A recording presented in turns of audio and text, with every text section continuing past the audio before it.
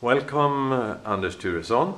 You have been Sweden's chief negotiator in the climate change negotiations since 2001, as I understand. And you are now leaving your position. Memories, really. In fact, Sweden had the fortune, or whatever you would like to call it, to have the presidency for the European Union during two, I would even say, extremely volatile periods in this climate change negotiations. The first one was the spring 2001, when the task was to rescue the Kyoto Protocol after the new US administration under George Bush had declared that the Kyoto Protocol was adamantly wrong, that it was dead. But in fact, the EU under Swedish presidency succeeded to muster sufficient backing for the Kyoto Protocol in the world community. So it was possible actually to come to the Marrakesh Accords, which was quite an achievement because the spring 2001 was preceded by a complete failure in The Hague.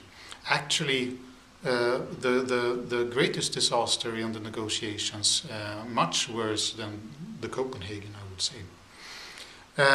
Well, and the second presidency was during the autumn 2010 and the Copenhagen negotiations. And I would say that Sweden and the Swedish negotiators, and not least myself, were in situations that were incredible in many respects. US had played a very huge role in this international negotiation, and China has also a key role. But small Sweden, can we really play a role? We can play a role, but in the EU context to a large extent.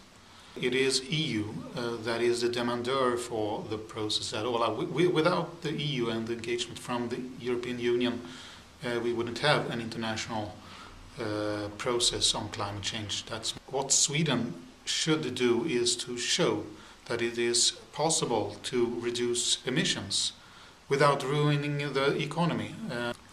But with such a bleak results from negotiation on international level, what is your advice to business and civil society? I think my advice would first and foremost be to act and not to wait for an international agreement. I'm quite convinced that it will pay off at the end. We will from time to time have a massive, gigantic meetings. That is inevitable. It is inevitable because of the importance of the issue. It is inevitable because we need to include all United Nations countries. It's inevitable because we want all parts of the society to be represented in this process and at some of the meetings. At the same time, of course, crucial parts of the negotiations will be held in smaller contexts, in smaller rooms. That is also inevitable. Yeah. How do you see the cities' engagement in this process? I would say cities and local communities needs to be involved. In fact, the climate change issue can only be resolved if all levels, from the individual, in fact, up to the international community under the United Nations, are involved. Anders, you are now leaving the position as a chief negotiator for Sweden, and where are we going to meet you in the coming years? I'm now turning to biodiversity issues and the